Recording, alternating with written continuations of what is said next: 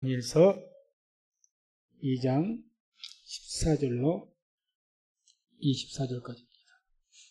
다니엘서 2장 14절로 24절까지 같이 2장 14절부터 24절까지 말씀 합독합니다. 왕의 시기대 장관 아리옥이 바벨론 박사들을 죽이러 나가며 다니엘이 명철하고 슬기로운 말로 왕의 장관 아리옥에게 물어 가로되 왕의 명령이 어찌오리 급하뇨. 아리옥이 그 일을 다니엘에게 고하며 다니엘이 들어가서 왕께 고하기를 기한하여 주시면 왕에게 그 해석을 보여드리겠나니라. 이에 다니엘이 자기 집으로 돌아가서 그 동무 하나냐와 미사일과 아사랴에게 그 일을 고하고 하늘에 계신 하나님이 이 은밀한 일에 대하여 긍휼히 여기사 자기 다니엘과 동무들이 바벨론의 다른 박사와 함께 죽임을 당치 않게 하시기를 그들로 구하게 아니라. 이에 이 은밀한 것이 밤의 이상으로 다니엘에게 나타나 보이매 다니엘이 하늘에 계신 하나님을 찬송하니라. 다니엘이 말하여 가로되 영원 무궁히 하나님의 이름을 찬송할 것은 지혜와 권능이 그에게 있음이로다.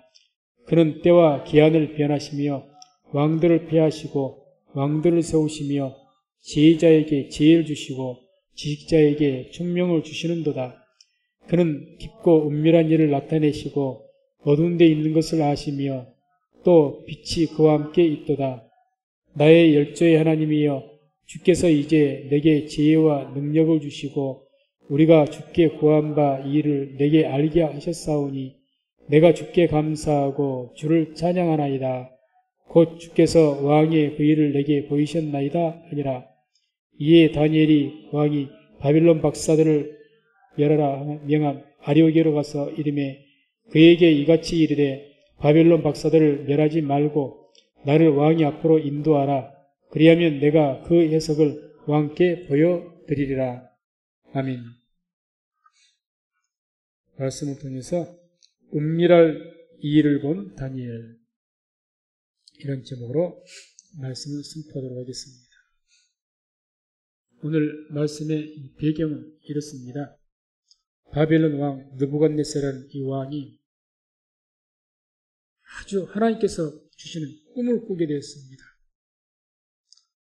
꿈이 너무 하나님께 주신 꿈이기 때문에 신비롭고 너무 뚜렷하고, 그래서 아주 이 꿈이 뭔가 큰 의미가 있겠다, 이런 어떤 생각을 했겠죠. 그래서 아마 이 느부갓네살에게 하나님의 감동이 있었던 것 같습니다. 그래서 이 꿈을 술사들이나 박사들, 그러니까 당시에는 이제 점성술사라든지 또는 뭐 술사들, 뭐 접실한 자들, 그런 사람들이죠. 오늘 같은 무당 이런 사람들, 그 외에 또 뭐 아주 여러 가지 지식이 많은 자들, 그런 자들 다 불러 모아가지고 묻습니다. 내가 어제 저녁에 꿈을 꿨는데 그 꿈들을, 내가 무슨 꿈을 꿨는가를 말을 해주고 그 꿈의 의미가 무엇인지를 내게 말해달라. 청천벽력과 같은 그런 명령이 떨어집니다. 그래서 너희가 이것을 알지를 못하고 이것을 해석하지 못하면 너희들은 다 가짜다. 너희들이 그동안 나에게 뭐 신비로운 것처럼 뭐 신들의 이름으로 이렇게 말한 것이 다 헛된 것이다. 싹 잡아주겠다는 거죠. 근데 이제 그 박사들 안에, 그는 아주 지혜로운 사람 안에 이 다니엘도 들어가 있고 이 세 친구도 들어가 있죠. 그러니까 아무튼 거기에 있는 유능한 사람들은, 특히 신들을 믿는다는 사람들은 싹 죽이겠다. 가짜니까. 너희가 정말 신이라는 것을 믿는다면 이런 꿈은 신이 주셨을 것이다. 그러니 너희들이 믿는 신들에게 물어봐서 내가 무슨 꿈을 꿨는지 알려주고 그 꿈의 의미가 뭔지 말해라, 이거죠. 누가 어떻게 알겠습니까? 난리가 난 거죠, 이제. 그런데 이제 다 알지를 못하고 이렇게 있으니까 아리옥이라는 군대 장관이 왕명을 쫓아서 이제 모든 사람 다 죽이러 돌아다닙니다. 그 모습을 다니엘이 본 거죠. 다니엘이 묻습니다. 왜 이렇게 하느냐. 그래서 형제께 이야기해서 내게 조금 날미를 좀 달라고 해라. 그러면 내가 와서 그 꿈을 보일 것이다. 그래서 이 다니엘이 이제 다니엘 세 친구와 함께 하나님께 기도하고 구하여서 그 하나님께서 느부갓네살 형제에게 주신 꿈을 하나님께서 이상으로 보여주시고 또 그 꿈을 해석할 수 있도록 해주셔서 이 다니엘이 하나님께 영광을 돌리게 되었다는 그런 내용의 말씀입니다. 여기서 이게 은밀한 일을 본 다니엘. 그래서 이 19절 보면 이에 이 은밀한 것이 밤에 이상으로 다니엘에게 나타나 보임에 은밀한 것, 은밀한 일. 이 은밀한 일이라는 게 대체 뭐냐? 성경의 본 뜻에 의하면 숨겨진 것이라는 뜻입니다. 숨겨진 것. 언어적인 뜻이죠. 한마디로 더 정확하게 표현을 하면 하나님께서 의도적으로 감추신 것을 의미합니다. 의도적으로. 하나님께서 감추신 것. 하나님께서 가려우신 것. 그게 바로 이 은밀한 일입니다. 하나님께서 이렇게 의도적으로 감추신 것, 어떤 목적과 의도가 있죠. 그래서 지금은 알지 못하게 딱 덮어두신 눈을 가려놓습니다. 그리고 또 어떤 자에게는 못 보게, 못 듣게 만듭니다. 그래서 이와 같이 하나님께서 이제 의도적으로 감추신 일들을 은밀한 일이라고 볼 수 있는 보통 성경의 비밀이라 이렇게 표현하는데 비밀이나 은밀한 일이나 비슷한 말입니다. 성경. 그런 것들이 뭐였냐? 이게 먼저 이 느부갓네살 이 황제에게 주셨던 그 은밀한 일은 뭐였느냐? 그게 이제 2장 31절, 35절 보게 되면 느부갓네살의 큰 신상을 봅니다. 큰 신상. 아주 거대한 신상. 그 신상에 대한 어떤 환상을 보았죠. 그래서 거기에서 이제 보게 되면 다니엘이 해석할 때 머리는 금으로 되어 있는데 그 머리는 바벨론. 지금 당신이 다스리고 있는 이 바벨론 왕을 의미합니다. 바벨론 의미합니다. 해석을 해준 겁니다. 성경에서. 그 다음에 가슴과 팔은 은으로 되었어요. 신상. 위에는 금, 머리는 금, 가슴과 팔은 은.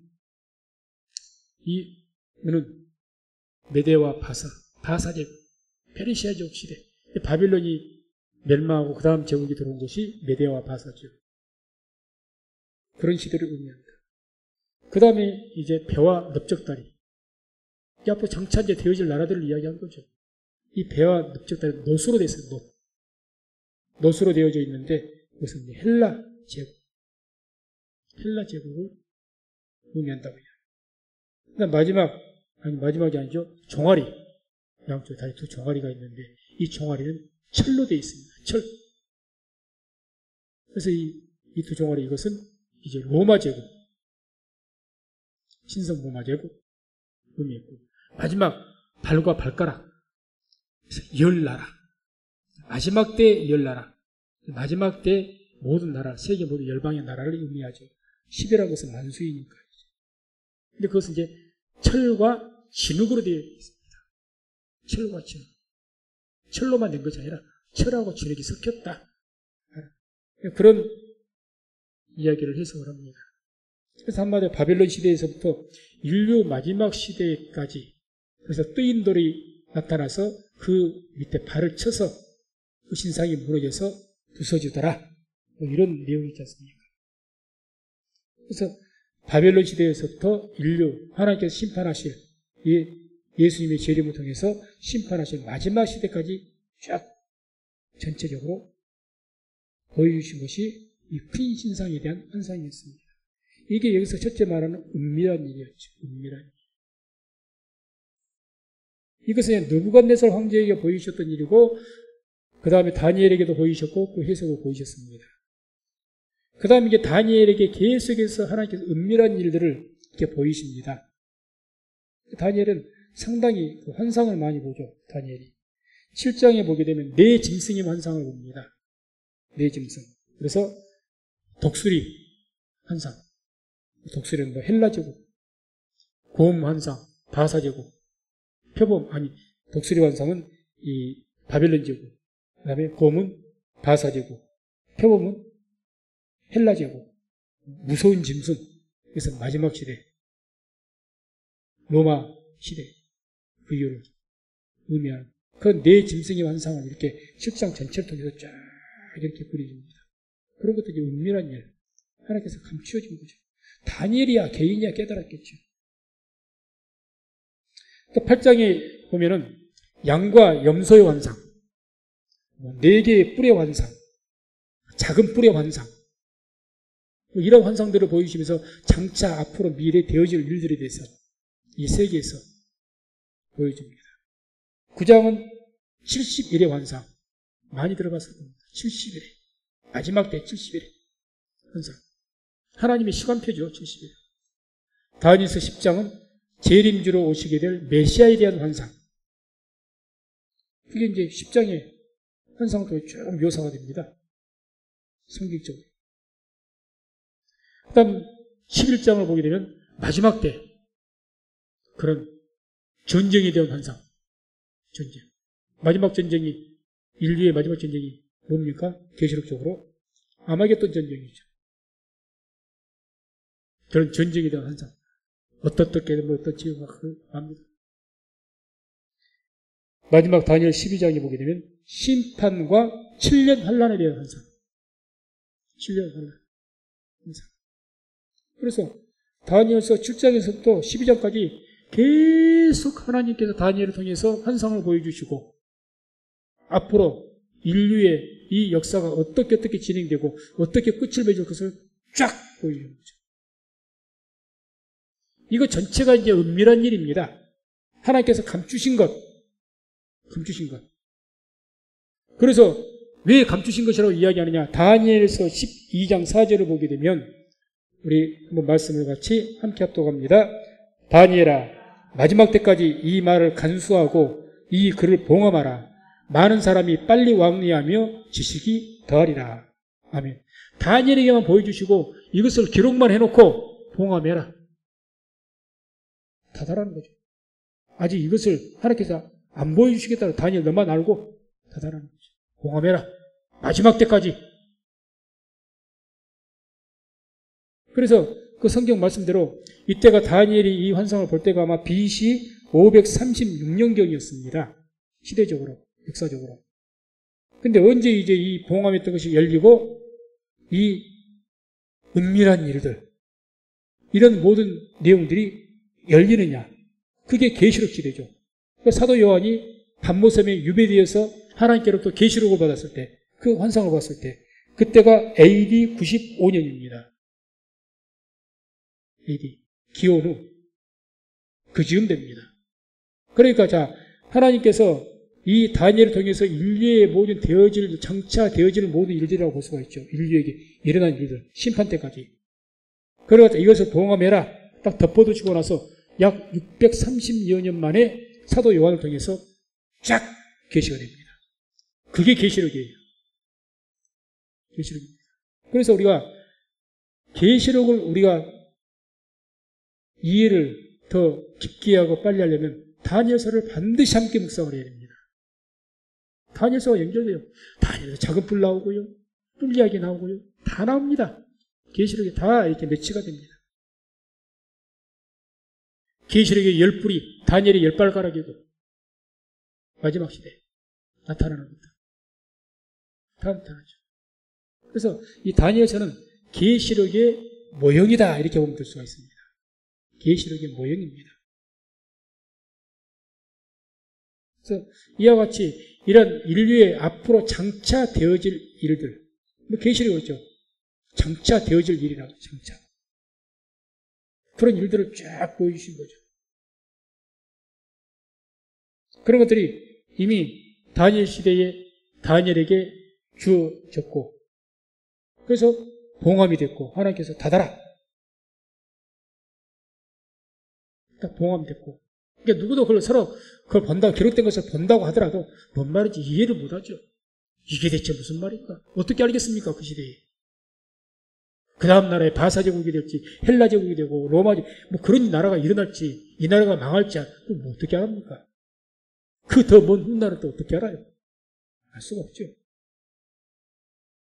이미 감춰진 하나님께서 의도적으로 이렇게 하십니다. 그러고 나서 632여 년 만에 열린 겁니다.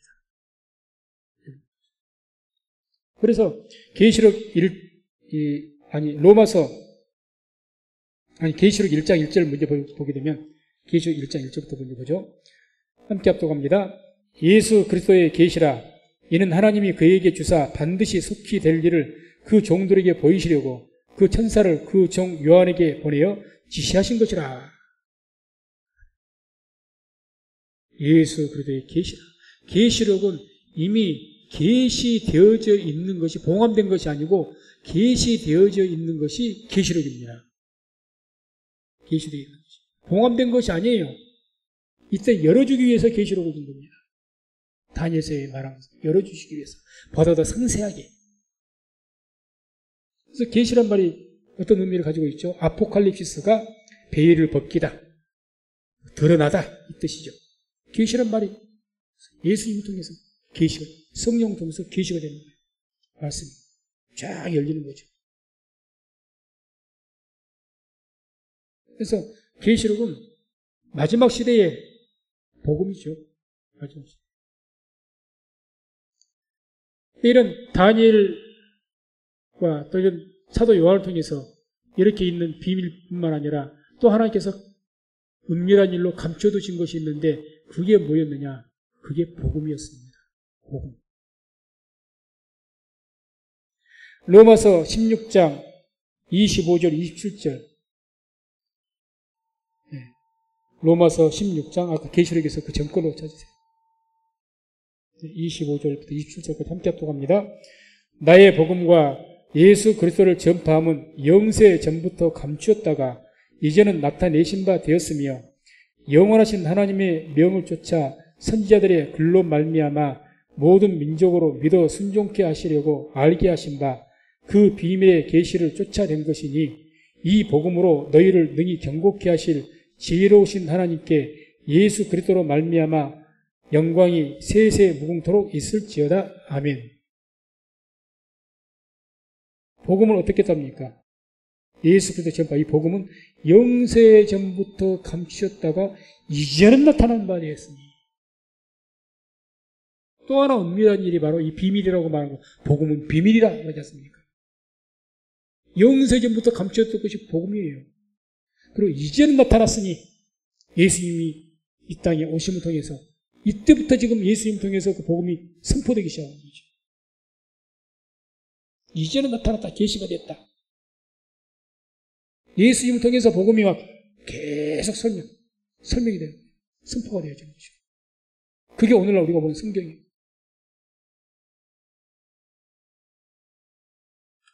그래서 이와 같이 하나님의 구원 계획이라고 할 수 있는 이 복음이 또한 은밀한 일이에요. 은밀한 일. 그래서 우리는 그 에베소서 보게 되면 믿음이 은사다. 너희가 구원을 행위로 얻는 것이 아니고 하나님이 주신 은사로 은혜로 너희가 구원을 받았다. 왜 그렇습니까? 우리가 복음을 알고 믿어야 구원을 받는데 이 복음은 영세전부터 감추어진 비밀이었습니다. 하나님께서 의도적으로 보기는 보아도 보지는 못하고 듣기는 들어도 듣지 못할 것이라 그러지 않습니까? 감춰졌어요. 그런데 예수 그리스도를 통해서 또 오늘날 성령을 통해서 이 말씀이 벗겨진 거죠.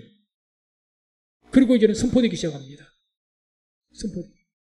그래서 예수님 이후로부터 복음이 선포되면서 지금 이 시대까지 은혜의 때라고 하죠. 은혜의 때다. 구원을 받아야 하는 때다. 그 때가 닥치기 전에 주를 믿으라고 축구하는 거죠. 그래서 이와 같이 은밀한 일이 하나님께 은밀한 일로 감춰둔 것이 있었는데 의도적으로. 그게 뭐였냐? 그 첫 번째가 바벨론 그 시대, 인류의 모든 역사가 그때로부터 마지막 시대까지 그 모든 인류 역사에서 이미 다니엘 통해서 주셨는데 알 수 있도록 어떻게 되어질 것을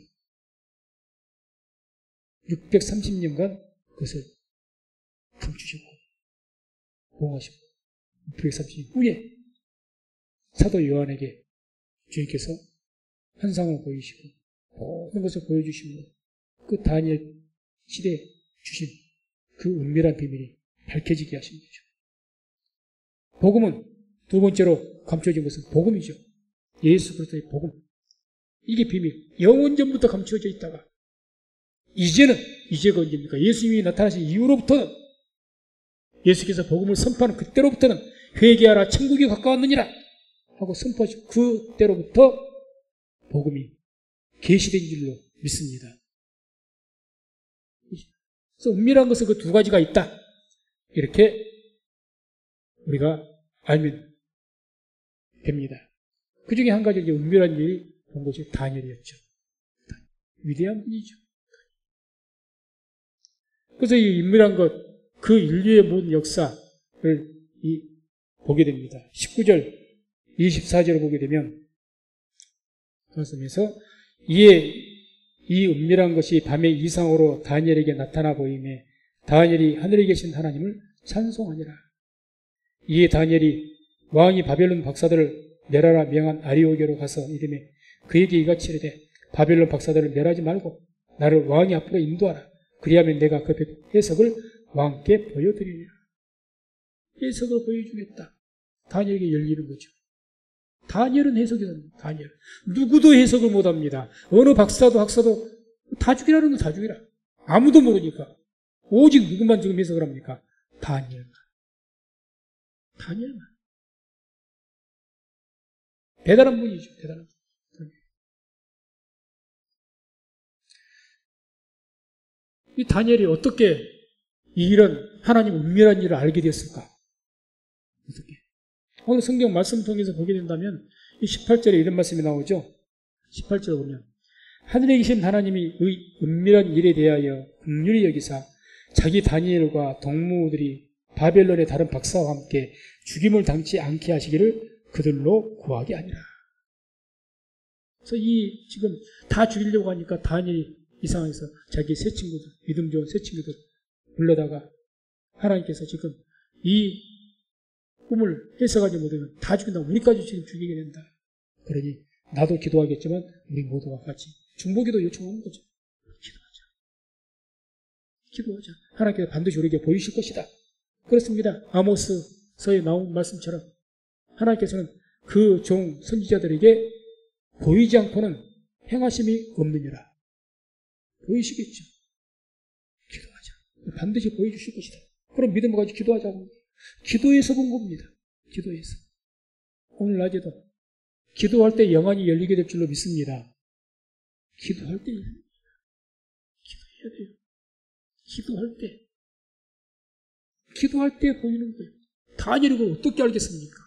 이것을 뭐 세상에 유식한 학문을 가지고 알겠습니까? 뭘 알겠습니까? 미래의 일을. 어떻게 알아요? 뭘? 미래의 일을 어떻게 한다는 거예요? 그것도 1년, 2년도 아니고 인류의 마지막 때까지 말하는 것인데 어떻게 이야기해요? 각종 상징들을 통해서 뭐 독수리가 나오고 사자, 날개 달린 사자가 나오고 뿔 달린 염소가 나오고 별별 희한한 괴물들이 다 나오는데 그걸 보고 어떻게 이해를 해요? 하나님께서 보이지 않으면 알 수가 없는 거죠. 다니엘 외에는 다 봉합이 된 거예요. 다니엘 외에. 다니엘이 보여주니까 다니엘이 그 큰 신상, 느부갓네살 황제가 본 신상을 시대별로 이야기를 쭉 하는 거예요. 금머리 시대, 일반적으로 금머리 시대, 가슴과 팔 시대, 배와 넓적다리 시대, 두 종아리 시대, 마지막 10발가락 시대. 시대별로 쫙. 그 마지막 시대가 딱 되고 그 마지막 끝에 뜨인 돌, 그 예수님을 상징하는 뜨인 돌이 나타나서 그 발을 치게 될 것이다. 그러면 그 우상이 산산이 부서지게 되는 심판을 이야기하죠.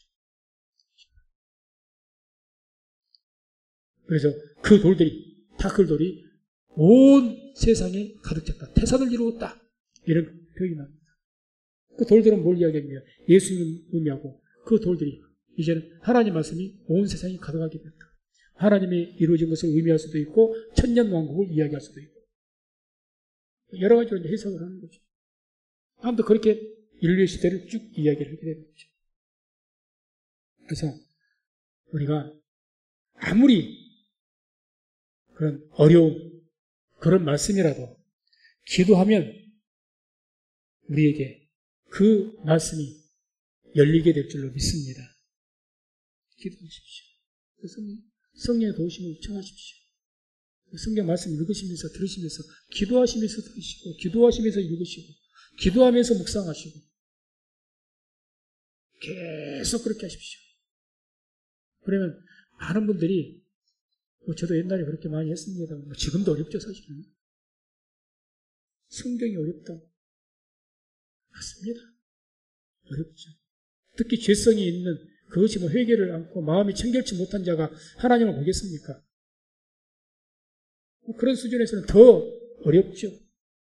뭔 말인지 모르겠고 나하고는 전혀 상관이 없는 말인 것 같고 뭘 보겠습니까? 그러니까 성경을 통해서 성경에서 영적인 비밀을 깨닫고 영적인 것을 보게 되고 영원한 나라를 봐야 되는데 날마다 성경에서 세상 살아가는 방법만 찾는 거예요. 세상을 잘 살 수 있는 방법은 성경보다 세상에 가면 더 책 많습니다. 인생을 성공하는 방법. 그 사람들 말 잘 들으면 세상 성공합니다. 첫째 목표로 가져라. 둘째 뭘 해라. 좋은 습관을 가져라. 뭘 해라. 이렇게 살아라. 저렇게 살아라. 많은 성공한 사람들이 말하는 대로 잘 따르면요. 이 세상에서 잘 살 수 있습니다. 예, 성공할 수가 있습니다. 성경은 세상을 잘 살게 하는 방법을, 그런 비법을 전수하는 것이 성경이 아닙니다. 이 성경은 우리의 영혼을 구원하고 우리를 하나님 나라를 인도하기 위해서 이 성경 말씀은 기록된 줄로 믿습니다. 그러니까 모든 성경이 예수님을 위해서 증거하기 위해서 기록됐다고 하지 않습니까? 예수님이 그러냐. 이 성경은, 이 모든 성경은 내게 대하여 증거하는 것이로라. 요한복음에 말씀하잖아요. 이 성경이 예수님이 말한 그때 당시 성경은 어떤 성경 말씀합니까? 시약 성경이요? 시약 성경 없었잖아요. 그럼 두말할 필요 있습니까? 구약 성경이죠. 구약 성경에 예수님이 예자도 안 나오더니 뭔 거기에 예수님이 나오느냐? 예수님이 그러지 않습니까? 이 성경 내게 대하여 증거하는 것이다. 맞죠? 다 우리 영혼을 구원을 위하기 위해서, 우리 영혼을 자라가기, 믿음을 자라가기 위해서, 이게 이제 날마다 이어가지고 축복받는 방법만 배우려고 해요. 잘 사는 비결만 배우려고 하니까. 기도하지 않으면 은밀한 것을 모르죠. 감춰진 것을 모릅니다. 그러니까 주님께서 그때 당시에 제사장들, 유대인들, 강팍한 사람들, 그런 사람들이 말씀을 묻게 될 때 주님이 뭐라고 하십니까? 너희가 보기는 보아도 보지 못하고 듣기는 들어도 듣지 못할 것이다. 아무리 예수님께서 표적을 보여도 보들 못해요. 표적 안에서 메시아를 발견 못합니다. 그렇게 예수님 말씀을 설교로 들어도 깨닫지를 못해요. 깨닫지 못해요. 그래서 항상 쉬지 않고 기도해서 말씀을 통해서 그 감추어진 복음의 비밀을 깨달아 알게 되는 우리 성도님들 다 되시기를 주의 이름으로 축원을 드립니다. 22절, 23절에도 이런 말씀이 나옵니다. 22절, 23절 그는 깊고 은밀한 일을 나타내시고 어두운 데 있는 것을 아시며 또 빛이 그와 함께 있도다. 나의 열조의 하나님이여 주께서 이제 내게 지혜와 능력을 주시고 우리가 주께 구한 바 이 일을 내게 알게 하셨사오니 내가 주께 감사하고 주를 찬양하나이다. 곧 주께서 왕의 그 일을 내게 보이셨나이다. 주께서 이제 내게 지혜와 능력을 주시고 우리가 주께 구한 바 이 일을 내게 알게 하셨사오니 주께 구한 바 이 일이 어떤 일입니까? 은밀한 일을. 이제는 우리가 기도했더니 하나님께서 지혜를 주셔서 알게 하셨다는 겁니다. 이제는 알게 하셨습니다. 그래 하나님을 찬양합니다. 감사합니다. 하나님께서 알게 하신 거죠. 하나님께서는 깊고 은밀한 일을 나타내신 겁니다. 깊고. 그래서 2장 28절에 보면 또 이런 말씀이 나오죠. 2장 28절. 오직 은밀한 것을 나타내실 자는 하늘에 계신 하나님이시라. 그가 느부갓네살 왕에게 후일에 될 일을 알게 하셨나이다. 왕의 꿈, 곧 왕이 침상에서 뇌 속으로 받은 이상은 이러하니이다. 오직 은밀한 것을 나타내실 자는 누구시라고요? 하늘에 계신 하나님이시다. 은밀한 것, 비밀, 이걸 드러내시고 알게 하시고 깨닫게 하시고 누가 그렇게 하신다고요? 하나님. 오늘날 우리에게 말하면 성령님, 우리를 진리 가운데로 인도하신다지 않습니까? 성령이 진리 가운데로 인도하시고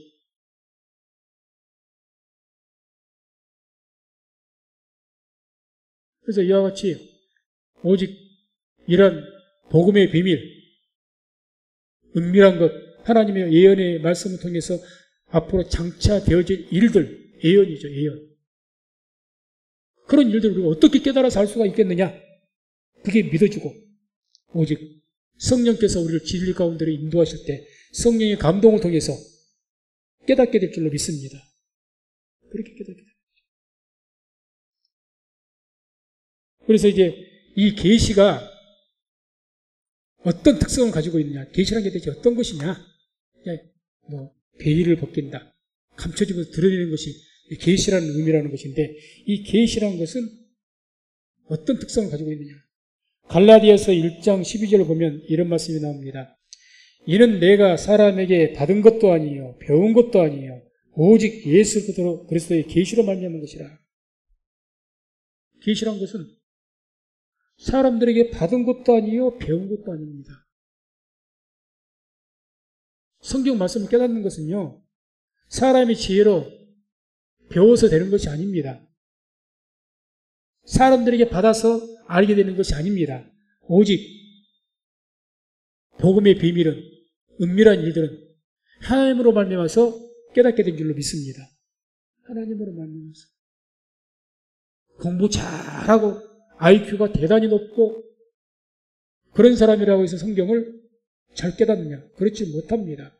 실질적으로도 신학자들이라고 하신 많은 분들이 흔히 우리가 굉장히 경계하는 자유주의 신학으로 많이 빠져버립니다.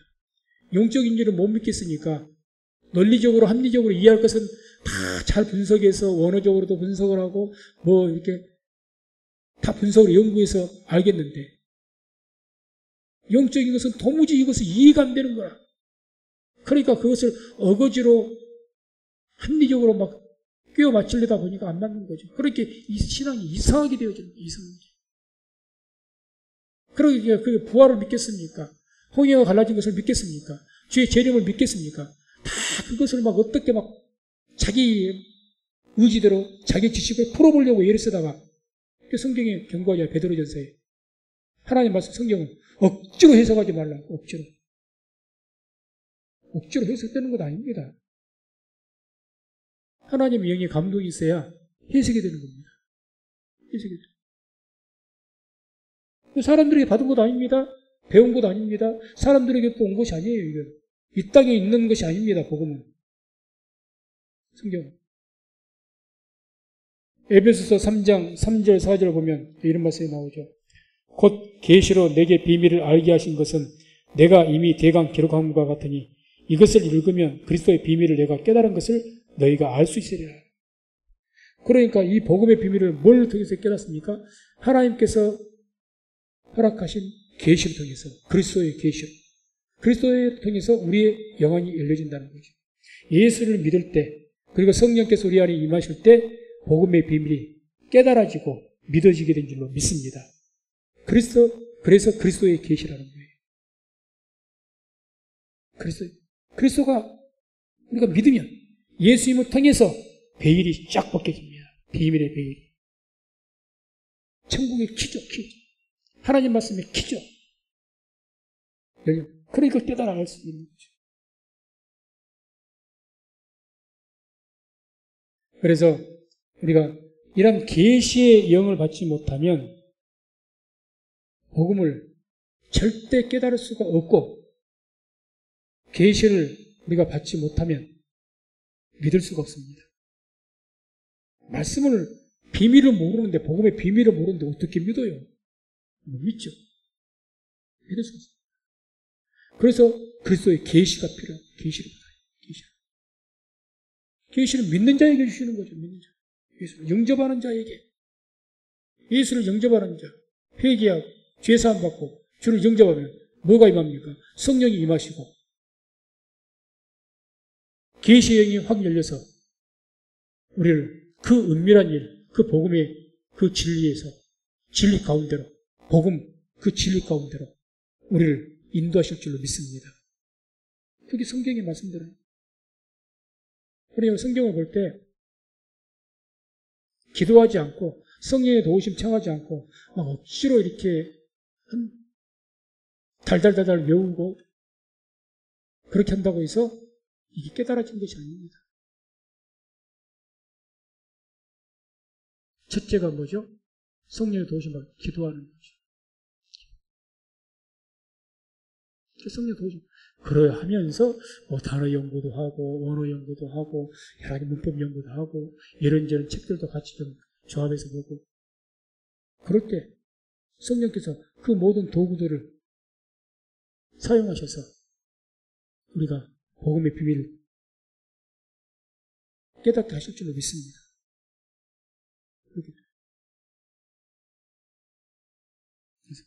그러면 이 계시가 없으면 믿을 수도 없고 성경을 알 수도 없는데, 이 계시는 누구에게 주시는가?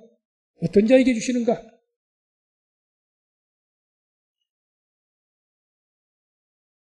예레미야 33장 2절과 3절, 2절과 3절 함께 합독합니다. 이 일을 행하는 여호와, 그것을 지어 성취하는 여호와, 그 이름을 여호와라는 자가 이같이 이르노라. 너는 내게 부르짖으라. 내가 내게 응답하겠고 내가 알지 못하는 크고 비밀한 일을 내게 보이리라. 아멘. 부르짖으라는 이유가 뭡니까? 야, 너 망했으니까 사업 다시 일으키기 위해서 부르짖으라, 그 말씀입니까? 너 병 낫기 위해서 부르짖으라고 하신 겁니까? 뭐라고 하는 거죠? 내가 알지 못하는 크고 비밀한 일을 너에게 보일 것이다. 그러니까 참 우리가 성경 말씀 우리가 유심히 보고 자꾸 묵상하면 우리 예수님 믿는다고 하면서도 얼마나 그냥 이기적인 줄 모릅니다. 자기 계획에 맞게 해석을 해버리거든요. 누구든지 부르짖으라. 다 이걸 암송한 기도 때 뭘 위해서 기도합니까? 내 문제 해결 때문에 이 말씀 인용. 대부분 다 이 말씀 인용하잖아요. 이 말씀, 그 말씀입니까? 아니죠. 말씀 명시가 되어 있지 않습니까? 왜 부르짖으라고 하는 건지. 내가 알지 못하는 크고 비밀한 일, 은밀한 일을 내가 너에게 보일 것이라는 것 아닙니까? 계시가 열려야 하나님의 살아계심을 보일 것 아니에요. 계시가 열려야 예수를 믿을 것 아닙니까? 계시가 열려야 성경 말씀을 깨달아 알게 되지 않겠습니까? 그러니까 이것을 위해서 너는 내게 부르짖으라고 말씀하시는 거예요. 부르짖으라. 부르짖으라. 그래서 우리가 주의 말씀과 같이 부르짖으면, 이 부르짖다는 이 히브리어 카라라는 소리가 아주 표현하면 흔히 초상집에서 초상이 났을 때, 또 자기 사랑하는 아들이 죽고 그랬을 때, 그때 막 부르짖는, 간절하게 피투하는 심정으로 부르짖어라. 성경 원어는 사실 제가 이제 성경 원어를 나름대로 공부하면서 자꾸 보는 이유는, 그게 성경 원어에 의한 거기에 문법에 의해서 보게 되면요, 예를 들어서 구한다, 오늘 엘리사가 기도했단 말이 나오죠. 그냥 우리 한글로는 그냥 기도했다는 거잖아요. 기도는 없다. 성경 원어에서 의사는 아주 강조. 절실하게 기도하는 거예요. 절실하게. 안타까운 마음을 가지고. 그런 어떤 것이 확 살아버리죠.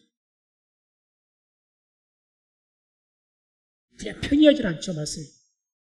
그런 말씀, 그렇게 딱 적용을 딱, 말씀대로 그 원칙과 법대로 딱 적용을 하면 말씀이 팍 살아버립니다. 아니, 이렇게 기도하라는 소리구나. 이것은 이렇게 하라는 소리구나. 이렇게 하라는 소리구나. 확 와닿죠.